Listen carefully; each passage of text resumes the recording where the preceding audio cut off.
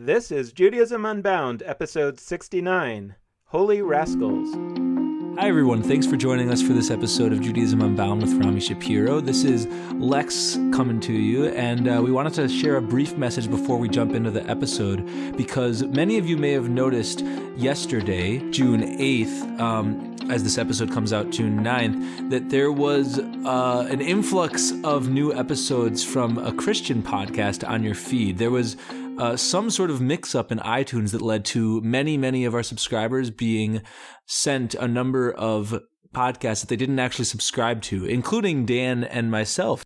Apparently, this didn't just happen to us. It happened to many other podcasts out there, that there was some internal iTunes mix-up that was out of all of our control as podcasters that led to a lot of confusion yesterday. And we just wanted to clarify that that issue has been resolved, and there's no reason for you to unsubscribe at this point. You won't be getting any more of those episodes, and we're all set to go moving on forward. So please definitely let friends know that there is not some permanent takeover of the Judaism Unbound feed, and that it is only going to be the stuff that we bring to you from here on out. So with that, we're going to continue with the episode, and here it goes with Rami Shapiro. Welcome back, everyone. I'm Dan Liebenson. And I'm Lex Rofus. And we are here today with noted speaker, writer, thinker, philosopher Rami Shapiro. He is the author of over 30 books, including the recently released audiobook, which I really enjoyed, called How to Be a Holy Rascal, a magical mystery tour to liberate your deepest wisdom, access radical compassion, and set yourself free. I'm always excited when somebody has released an audiobook, because I'm really thinking that our listeners would really love to connect with things in that form. And this work is actually available only as an audiobook. So really happy about that. And we're excited to talk to Rami today about lots of different ideas. We have been following his thinking for a long time, and it's clearly very resonant with what we're thinking about on Judaism Unbound. So Rami Shapiro, thanks so much for joining us. We're really excited to talk to you. My pleasure to be here. You know, I listen to you guys all the time. I don't think I've missed a single episode. You're always informative and very often infuriating. So that's why I listen. All right.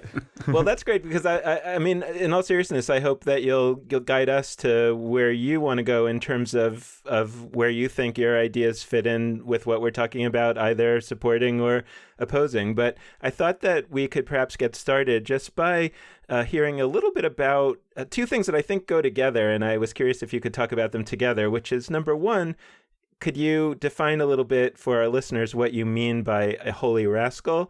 And number two, how did you become one? Yeah. Okay. The definition is the easy part. A holy rascal is someone who loves religion so much that they refuse to give it over to the professionals.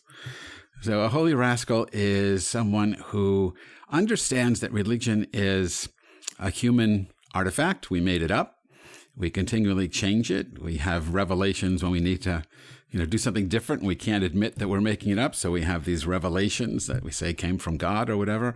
But it's not someone like, this Daniel Dennett or some of the new atheists that are just down in religion. A holy rascal is someone who recognizes the value of religion, the value of spirituality, but does try her best to pull back the curtain on the great and terrible wizard to reveal the little man with the megaphone who's just spouting off.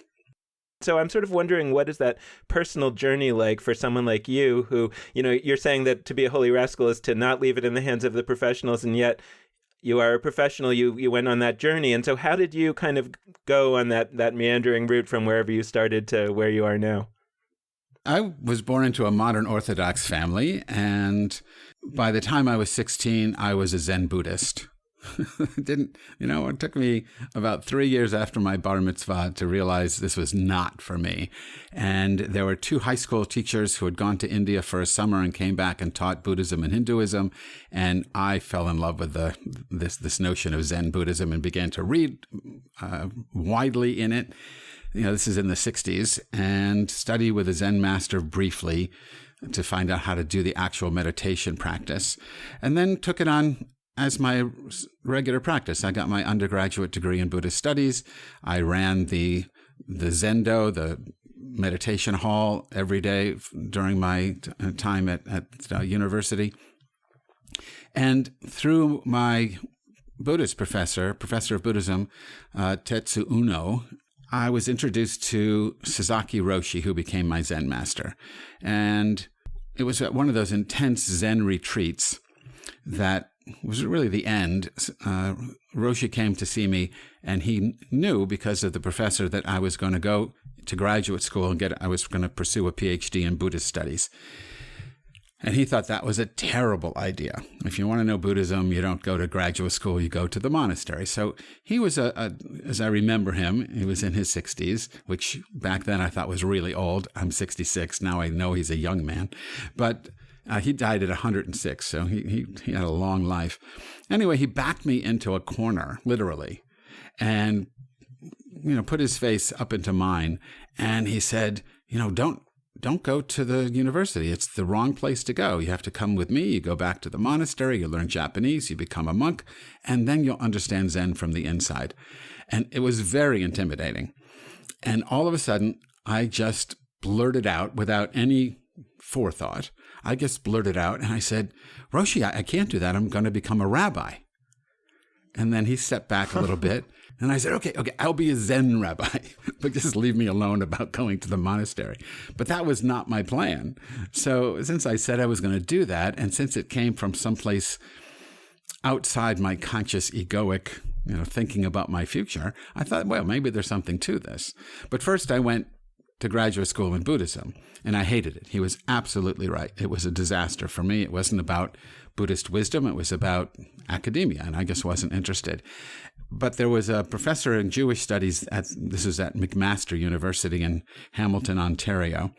And the Jewish professor had no students to work with, and he was interested in Mordechai Kaplan, and I was interested in Mordechai Kaplan. So I switched my major into the Jewish end of things and did my thesis on Kaplan. But the notion of being a Zen rabbi is how I would understand the holy rascal in a Jewish context of the Jewish professional. But in any case, I just wanted to try stuff. I wrote all the liturgy. I rewrote all the liturgy. I was always trying to see, well, what could Judaism be? Especially if the goal, and this is how I understand it, the goal of Judaism is, for me, is the same as the goal I had for Buddhism when I was studying Buddhism: enlightenment, wisdom, not being a better Jew. I don't even know what that is exactly, but certainly I wasn't interested in being more observant or less observant. I was interested in waking up. In preparing for this episode, I was browsing your website, and you have a lot of really interesting blog posts with really wonderful, provocative titles. And one of them is just from recently, and you call it a manifesto. And it's a critique of a recent issue of Commentary magazine that gives its own manifesto on Judaism. And you come back and say, no, here's a bit of what my vision would be. And I'm curious if you can sort of expand on that as you talk about what Judaism is and isn't. My general take on the Commentary article was it was about a politically conservative Jewish person and how Judaism should, be in service of that conservatism. But it seemed like it was identity Judaism as opposed to what I would call purposeful Judaism. Identity Judaism is the point of being a Jew is to be a Jew. So if someone tells you you're a Jew, Jews do X, you do X. And the better you do X, the better Jew you are. Purposeful Judaism is a way to Genesis 12:3, to be a blessing unto all the families of the earth. So I thought the Commentary manifesto was about identity, and my manifesto is how to be a blessing. I was listening to a talk that you gave to a group, and one of the things that you did was you asked people who believe that Judaism is an end in itself to raise their hands, and then for people who believe that Judaism is a means to an end to raise their hands. And this particular group that I was listening to, there turned out that there were not so many people who raised their hands for Judaism as an end in itself, but you said that in many groups that you address, they do. And I'm curious if you could talk about, if Judaism is a means to an end, what is the end to which it's a means? And then how does it function, or how should it or might it function to achieve the ends for which it is a means? Yeah, I think the end for which Judaism is a means is, again, this notion of being a blessing to all the families of the earth. I think that's what it's about. I think that the technology is, I would use Hillel. And where Hillel, is asked, his 1 foot Judaism. If he lived in our time, it would be his elevator speech. The Gentile would come to him and say, explain to me the entirety of Judaism as we ride up an elevator. So, he says, what is hateful to you, do not do to others. That's the whole of the Torah. Everything else is commentary. Now go study the commentary. So I know in rabbinical school, they always focus on go study the commentary. But the real power of his 1 foot Judaism is the golden rule. He says that's all it is. If everything else is commentary, then everything else is in service to elaborating the golden rule. And if anything we come up with in our study of text and holidays and all the rest of it that isn't in service to the golden rule, isn't, if we're taking Hillel seriously, isn't really Judaism. It's something else. The means is the golden rule, I guess. And you could say that the means is the golden rule. And then all of the holidays and rituals are in service to that rule. So they all have to be open to being reimagined, reconstructed, reinvented, repurposed, so that they do serve the golden rule.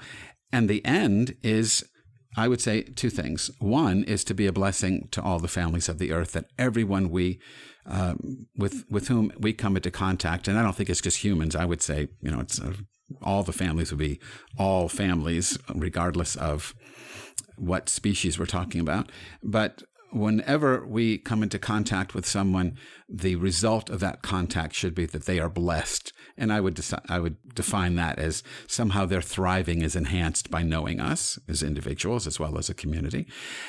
That's on the social side, I guess. But then there's the individual awakening side that I mean, my theology is that you and I and everything that exists is a manifesting of the divine. You can call it God, you can call it anything you want. I know that you often talk about God optional. I'd like to know more about God optional. I don't know what that is. Yeah, let's get into that later. But I believe that everything is a manifesting of God. I'm a Spinoza guy. So if that's true, then we are all manifestations of the single reality. Therefore, we are all interconnected. Therefore, the only way to act with regard to one another is through the golden rule. But on this private level, personal level, I want to awaken to that divine knowing. I'm really curious to push on something a little bit more, because I think there's a tendency in some people when they hear, it all ultimately boils down to the golden rule or something. They think that what that means is that sort of, the details of Judaism aren't that important and you're just sort of dumbing it down. Like that's what some people hear. But I know, and even in how you just spoke, you've got a huge knowledge base that demonstrates that you really are interested in the nitty-gritty details in addition to that broad thematic base of the golden rule. So I'd love to hear how it is that you blend this commitment to the broad end that you described of Judaism as a light to the families of the world with, a devotion to the nitty-gritty details of all these texts and such too. Yeah. So I'm glad you caught that, because I don't want to be accused as someone who says, oh, the details don't matter. The details are the way you actually live out the broader theme of, don't do what is hateful to you, do not do to someone else. Without the details, we're talking Oprah and not Hillel, right? So then it's just really new age. We should all just feel good and everything. I'm not interested in that at all. So I'll give you an example. I keep kosher. That's what I say. My parents never recognized it as kosher. I grew up in a traditional kosher home with all the pots and pans and all the stuff. And when I got married, we had that for quite a long time, years and years and years, until I finally got tired of schlepping all this stuff around. And we realized we weren't even using the fleischic stuff, the meat stuff. So why don't we just stop eating? Why don't we stop pretending we might eat meat and just get rid of all those things? So we became vegetarians, and vegetarian is one way that I keep kashrut. Now, someone would say, no, that's not good enough. You have to be a vegan. And I say, yeah, we can differ on all these things. But still, however you do it, for me, kashrut should be understood as elevating all of your consuming, not just food, but everything, your clothes, your stuff, all of your consuming to the highest moral an environmental standard that you can master. I mean, that's a general rule for me for kosher. So then I look at, again, the way I was raised in Orthodoxy, and it's very clear that veal, if it's slaughtered properly, is kosher, whereas a rice cake that lacks a rabbinic hechsher, a stamp of rabbinic approval, is treif, is not kosher. Well, that makes no sense to me. The way you get veal is to torture a calf. You don't let it move, so it doesn't have any muscles, and you force it to live a life of absolute horror so that you can eat this product. And if the slaughterer kills it properly and the proper blessings are said and the knife is checked and the rabbi says it's good, then okay, now it's kosher. That's offensive to me. That can't be kosher. It was kosher, but it shouldn't be kosher anymore. Not if you're going to understand Judaism as a means to an end, and the end being a blessing. I'm not being a blessing to the calf by torturing it so I can eat it.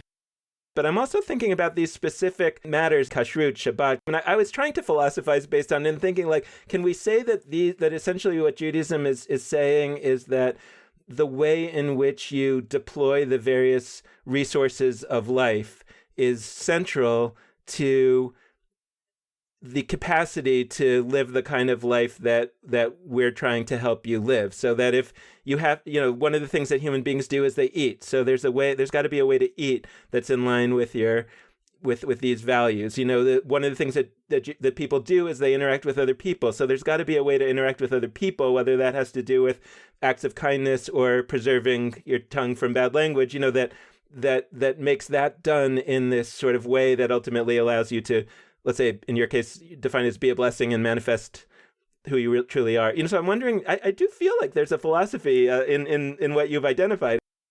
I agree with everything you just said. I have no question. I guess I was thinking of a different question, and I was trying to answer that question. Yeah, everyone eats, everyone sleeps, everyone has sex, everyone, we're human, so we have all these human things in common. And then there's different cultural ways of doing these different things. So that, for me, that means there's room for dialogue. So, look, you have to eat. So here's a way of eating that we think elevates the eating to something more than simply satisfying hunger. But I want to take a slightly different tack. I was in India.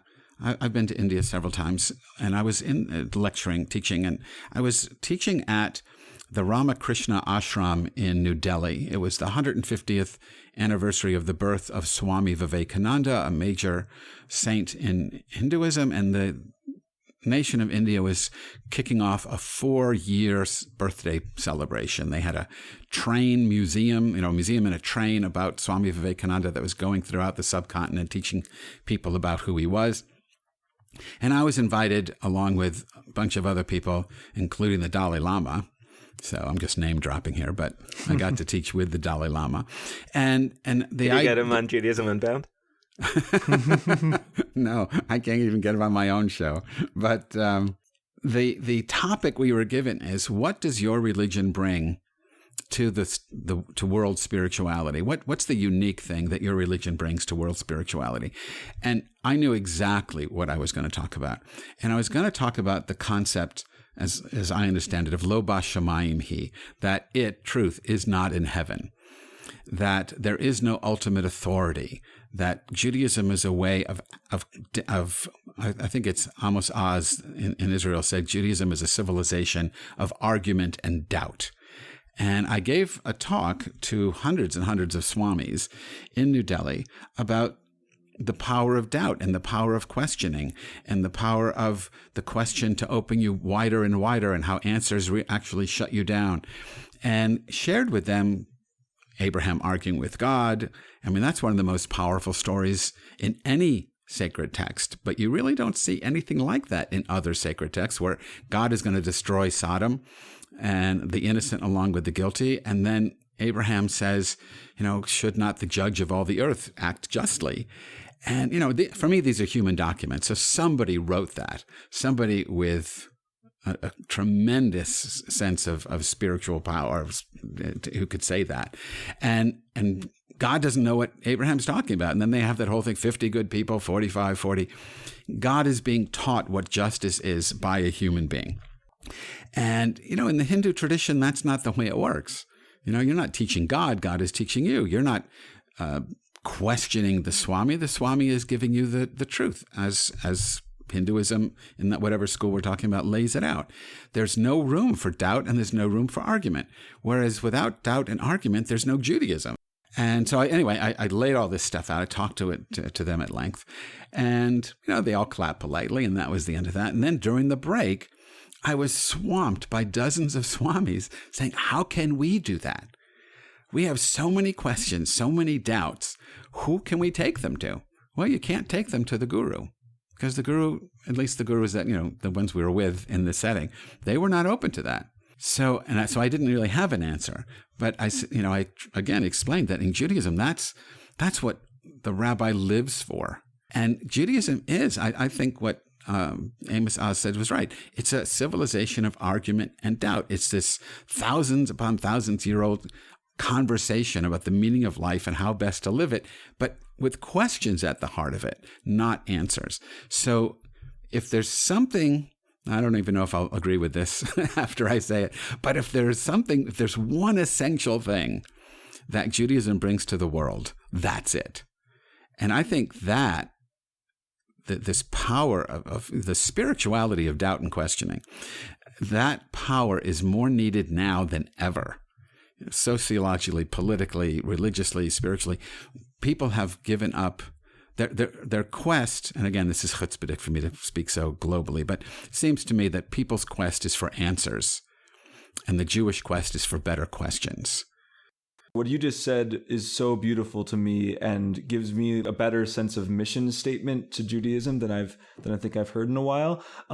I do want, while we've got you on the show, to ask a follow-up, though, because we have lots of folks immersed in Judaism who we bring on and who are wonderful, but you have the maybe not unique, but close to unique benefit of also being incredibly knowledgeable and immersed in, you've mentioned Buddhism, Hinduism, many world traditions. And so I'm wondering if, as a follow-up to what it is about Judaism that we are uniquely gifted at, what's our Achilles heel? Or a couple Achilles heel? What are a few things that we are not good at that perhaps other traditions are really effective at that we could learn from? I love that question. What came right off the top of my head, so I'm going to go with that, is that we're not big on surrender. Islam means, people say, it means peace. No, Islam means surrender. You surrender your will to the will of Allah. Judaism is Yisrael. We wrestle with the divine. If I have to choose, I would choose wrestling, right? But I think both of them have their place.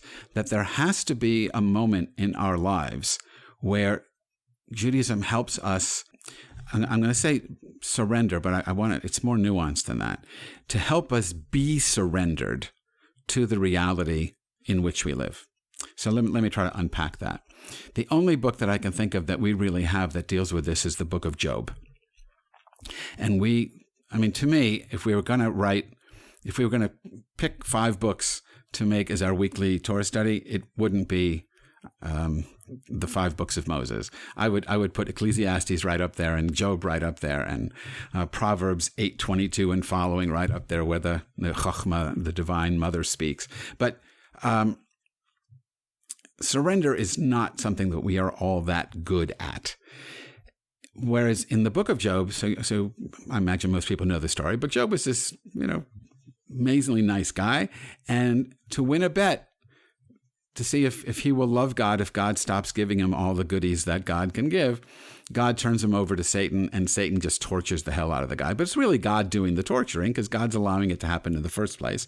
And it's just for a bet. It's like the movie Trading Places, right? Trading Places, remember that movie? Where can the 2 rich brothers bet $1 that they can get Eddie Murphy to be a great stockbroker, and they can take Dan Aykroyd and make him a bum on the street. And the whole bet is for $1. So I imagine that God and Satan were betting $1 to see how much suffering Job could take before he broke, to see if he broke at all. In any case, Job doesn't break. And at the end, Job demands that God shows up. So that's still the Jewish thing of, I'm going to wrestle with the divine. It's Job as Jacob wrestling with the angel. So Job is wrestling, and God shows up, which is so cool in the story. And for me, it's a story, not history. But God shows up. And then, what God should have said was, look, Job, it was a bet. Maybe it was a bad idea. I'm really sorry your kids are dead. Here's some more kids. I'm really sorry you lost your business. Here's a new business. That's but luckily that doesn't happen. God never actually tells Job the truth. Job says, why are you doing this? You and I, the reader, we know why God's doing it. It's just a Vegas thing. But he doesn't say that. He never answers that question, because now he's going to show Job the ultimate reality. And he does it so Jewishly. He asks him questions. He peppers him with one question after the other, which Job cannot answer. The point is not to show Job how stupid he is or how ignorant he is. It's that, as I read the story, what God is doing is God is using questioning as a way to break everything Job knows until he gets to the realization that he knows nothing. And he comes close and he says, okay, I get it. I spoke once, I'll speak no longer. And he wants the questioning to end. And instead of ending the story, God says, gear up, we're going for round 2. Because God can see that Job is so close to waking up. Right now, he just wants it to stop. So God says, no, now we got to double down. And he says the same thing. Where were you when I created the universe? Where did you, do you control, the rivers? Do you control nature? Do you do all these things? Until finally, Job is broken, not broken himself, but has broken through the ego and realizes that everything he thought, his notion of justice, his notion of God, his of theology, his notion of how things ought to go, everything is so wrong, and that the actual truth is beyond anything he can articulate.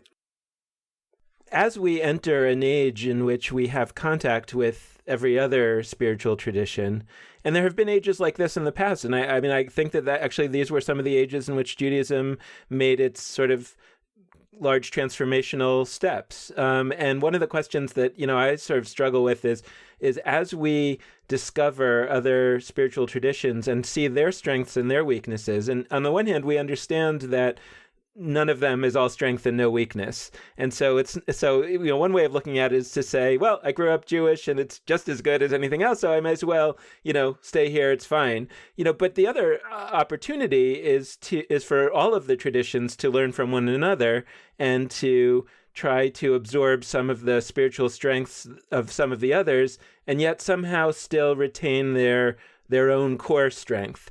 And I'm wondering if you see, is that happening? Is that something that's really going on?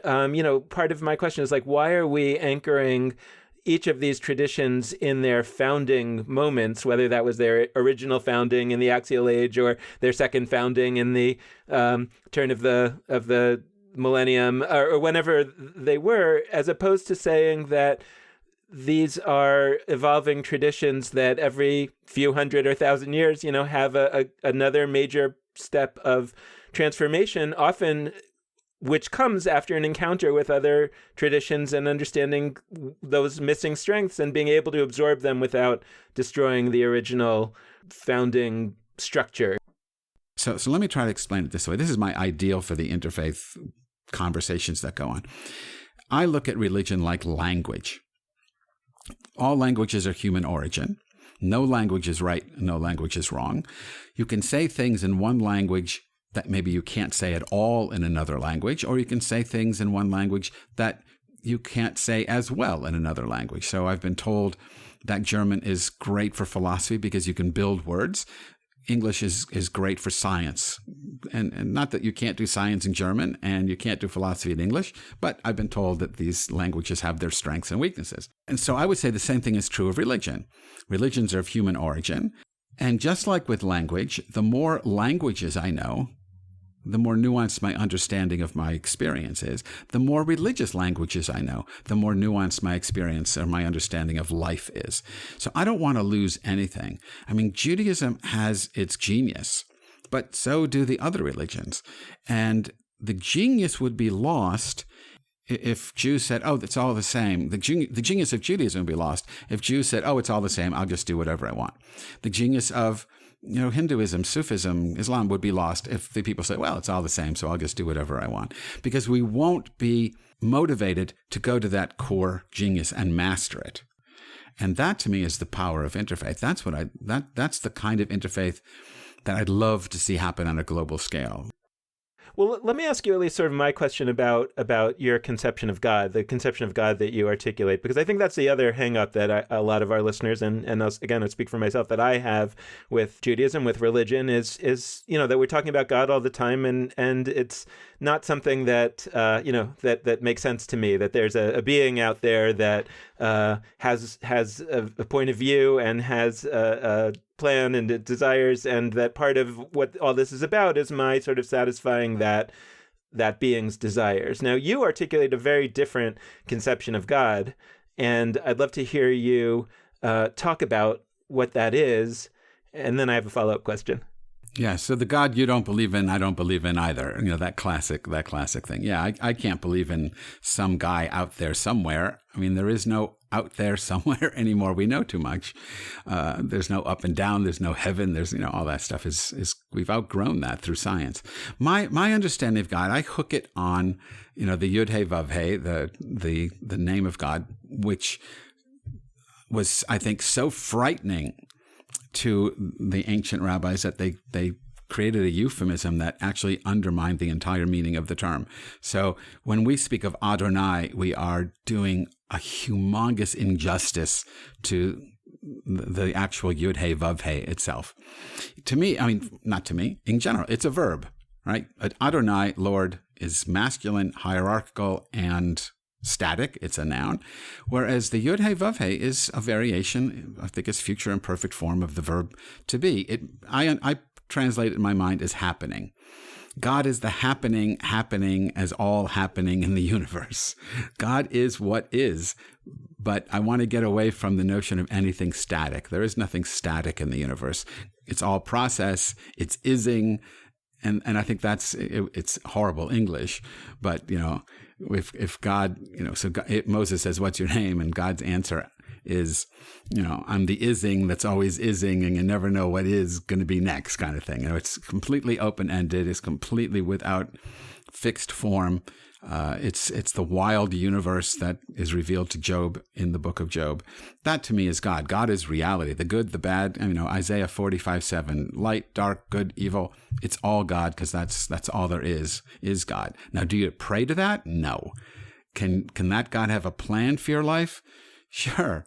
Birth and then death, by a bus, by a disease, by old age, doesn't really matter. The plan is you die.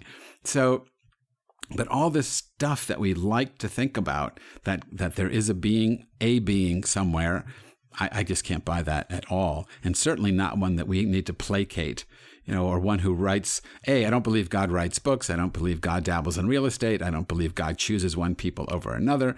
I don't think that God has a book of life and a book of death and puts you in one or the other. And that if that were true, you could actually switch books, get into the book of life through prayer, which is just begging, repentance, I'm going to change my behavior and that's going to be good enough. Or, charity, I'm going to bribe God. I'm just going to, I'm giving all this money. Don't kill me now. I'm being very generous. So I think all of that is ludicrous. So once you pull the Lord rug out from under Judaism, we have a problem. It's like, Houston, we have a problem. And the problem is, what do you do? What do you do with the Siddur? What do you do with the holidays? What do you do with prayer in general? I mean, how do you want to understand all those things if it's not all about some God who chose us? And I know people say, it wasn't that we're better than everyone else. Of course it is. What's the point of being chosen if you're not better? Well, we're chosen to carry the Torah. Reb Zalman used to say this, every people is chosen for something. Well, that's beautiful, and I love Reb Zalman. He is my Rebbe, but the truth is he made that up because what else are you going to say in the postmodern era? It didn't mean that originally. It meant we are better. Mordechai Kaplan knew that. That's why he said, let's get rid of it, in the early 1900s. So what do you do when you pull the rug out of God? So you guys talk about God-optional Judaism. We mentioned that earlier. I don't know what that is. I can't imagine I should say that we appropriated that, or I appropriated that from Amichai Levi. So whatever he meant by it, I don't know. I'll tell you, like, what I mean by it is this, and this is sort of my follow-up question. If fundamentally, when we talk about, and you've said, when we talk about atheism means you accept the conception of God that a theist has and you don't believe in it. And so it's all based on that conception of God, whether you accept it or don't accept it. So sure, there are some people who do accept it, that kind of view of God as a being, and there's a lot of people who don't. But the question then becomes, when we have a different concept, sort of what you're describing, whether we call it pantheism, panentheism, whatever it may be, that everything is God in some way. My question is kind of, first of all, what is the difference between everything is God and there isn't a God? Meaning that there's everything is something amazing, but why do we have to talk about it as God? Why do we have to use the language that in many people's minds, is locked to this notion of this external being? Why don't we talk about this concept, which may or may not be believable on a sort of metaphysical level to many people, but I think would be to a lot more people than this conception of God as a being is. But why do we have to talk about that as God as opposed to some other conceptual framework that people could really get excited about? And, I think what I mean, at least by God optional, is that what I'm interested in is not this question of what is that external or internal entity that you believe in.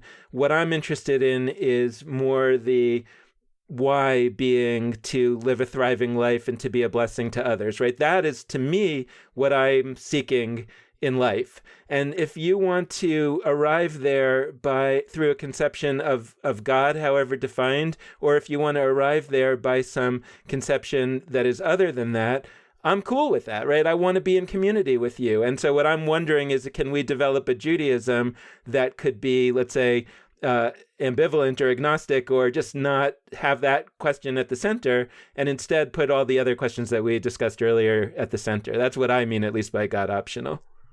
My gut reaction to that is no, that you can't do that. But it's for the opposite reason than you might think. I think that if we're talking about creating, a new version of Judaism, we got to get rid of the supernatural God. Dead. I was touring Poland a couple of years ago. One of my books, actually my book on God, was translated into Polish, and they brought me there and they took me on these tours. And I went with a Catholic priest to Auschwitz, and he said, "Doesn't this strengthen your faith in God?" And I was shocked. I mean, he meant, look, you survived it, your people survived it, and now there's a state of Israel. Clearly that proves there's a God. And I said, not to me, the God you're talking about died in Auschwitz. It's over. Supernaturalism is dead. Abraham Heschel talked about, God, where was God in the death camps? Well, in the gas chambers with the people. That's not the God I want. I want the God you read about is going to, wipe out the bad guys. Here are the Nazis or the Amalekites. Let's go get them. Not let's cry and weep together as we die. No, the supernatural God, I think, has run its course. I don't think we can support that. I can support it emotionally, certainly, but I think to support that deity, you have to get rid of science, you have to get rid of contemporary philosophy, you have to pretend you don't know almost everything you do know, which is why I think most Jews don't go to shul. You're a 21st century person, from Sunday to Friday, and then Friday night you walk in and you pretend it's the 1400s and you say all these things that make no sense to you. I think the Yud Hey Vav Hey has nothing to do with that supernatural male idea, the all-powerful God who's running the show. Shneur Zalman of Liadi says, think of God as the sun and creation as the rays of the sun. We're just the divine extended into time and space. I think that's what Spinoza was saying. The Hindus use the ocean and wave analogy, that God is an infinite ocean, and you and I and every other aspect of creation are the waves of the ocean. That everything is simply part of this infinite and infinitely creative explosion of matter/energy. And you can call it God, or you can call it just reality with a capital R. In my first translation of Pirkei Avot, I just went with reality. I just didn't want to deal with the God, having people misunderstand what I meant by God. So every time God appeared, I used the word reality. In my liturgy, I think originally, the things I wrote for my synagogue, we didn't use the God word because they would keep thinking in terms of supernatural male being. The real challenge, though, is to be the Orthodox have their own integrity, but the liberals, I would say, don't. We go and we say the same words that the other people are saying who believe what they're saying, but we don't believe. I'm speaking for myself. I have a hard time going to shul because when I go, I have to say things I don't believe in. And then I have to spend time with every line. Well, I don't mean this when I'm saying it, I mean that. And by the time I've convinced myself that I'm not being a complete hypocrite, the service is over and I've only read 3 lines, right? So I have I find that very challenging. I think ultimately we're going to have to change the language that we use for all these things. And probably that means changing the Hebrew.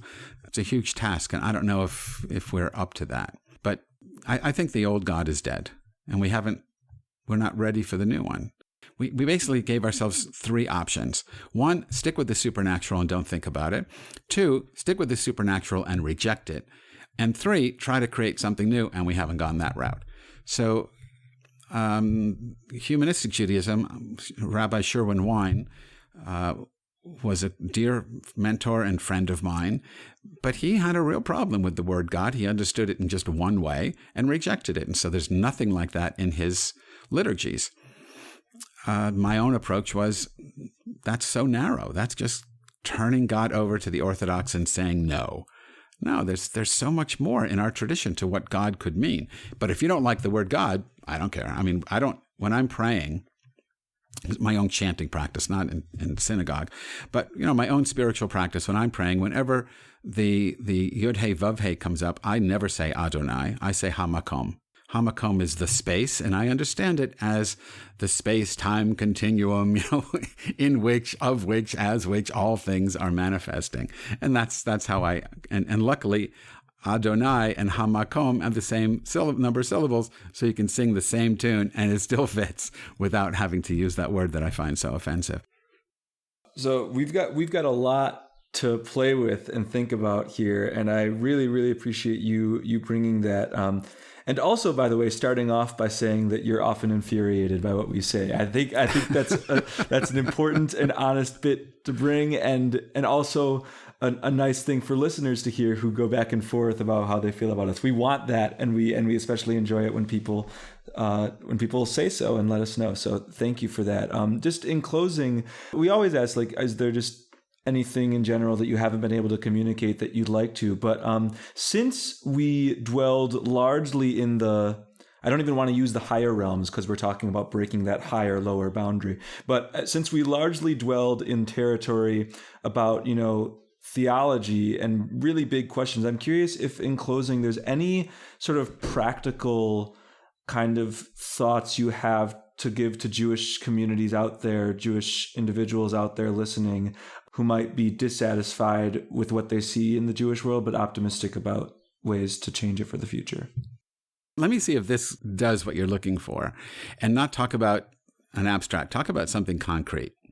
So one of the prayers that, it's been in Judaism forever, is the Asher Yatzar. So it's in the morning liturgy, and it says, blessed are you, just traditional, Lord our God, King of the universe, who creates me with wisdom.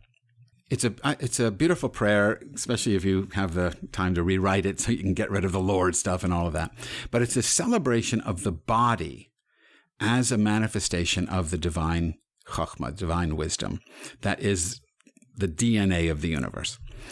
And traditionally, it's said every time you go to the bathroom. I say it every time I move my bowels. Right? I don't say it every time I go to the bathroom, but I say it every time I do that. So people are going, wait, you were talking about this abstract God stuff. Now we're talking about taking a dump. Yes, I get it. It's all the same thing to me. So, to set aside 20 minutes a day, people have trouble, got to meditate. But, once, twice a day, maybe if you're having trouble, more often, maybe you're need some prune juice less often. But, every time you do that, to have memorized, or I'll give you another option in a second, and repeat the prayer as a meditation when you're finished. What it says is, my body is this amazing expression of wisdom with things that open and things that close. And if the things that open closed inappropriately and the things that were supposed to be closed open inappropriately, I couldn't exist. Hallelujah, that things are working. And it's this just celebration of the body. Now, when the body isn't working, it adds another dimension. You're struggling with, okay, things are opening and they're not closing, and the closing things aren't opening. And how do I deal with my own struggles physically and maybe my own, my own mortality? So the prayer has lots of dimensions you can use. But the point is, it's just this practical Jewish way. And as far as I know, this is the only tradition that has this. Judaism is the only one that has this. I taught this to a bunch of Hindus, and they were very loving and very nice to me. And we did it in the men. There are men. We did it in the men's room, and that's not something that they do. I said, look, shit, it's just as holy as soul. It's all the same thing. So let's go in the bathroom and we're going to chant this prayer. And it really freaked them out, which is the point, to push their buttons. But here you are doing this incredibly mundane thing, and at the same time realizing that the mundane is no less miraculous than anything else. This is an amazing practice that reminds you every day, hopefully, at least once, that you are this incredible expression of, and then you want to say God or not, you can say reality, or whatever you want to say. The universe is vibrating, thriving through you. And how amazing is that? That's something that is unique to Judaism, that Jews, most of us, don't do, that I think if we did it, it would start to give us a newfound appreciation for the power of Jewish spirituality in the nitty-gritty of our mundane lives. Well, thank you so much for joining us today. It's been a great conversation, and we're really looking forward to unpacking some of this stuff in our future conversations. So thanks so much for coming on. Well, Dan, Lex, this was great. I loved being on. Thank you for having me. We hope you enjoyed this episode featuring guest Rami Shapiro. We want to close out the episode in the same way that we always do, by calling out to you, the listeners, to be in touch with us. And there are a few ways for you to do that. First, you can head to our Facebook page, Judaism Unbound. Second, you can check out our website, JudaismUnbound.com. And last but not least, you can always hit us up via email at dan@nextjewishfuture.org and lex@nextjewishfuture.org. The last plug we like to make is that you can always make a monetary donation at JudaismUnbound.com/donate, and you can do so either with a one-time gift or a recurring monthly donation, and we greatly appreciate anyone who's able to do that. So thanks so much for listening, and with that, this has been Judaism Unbound.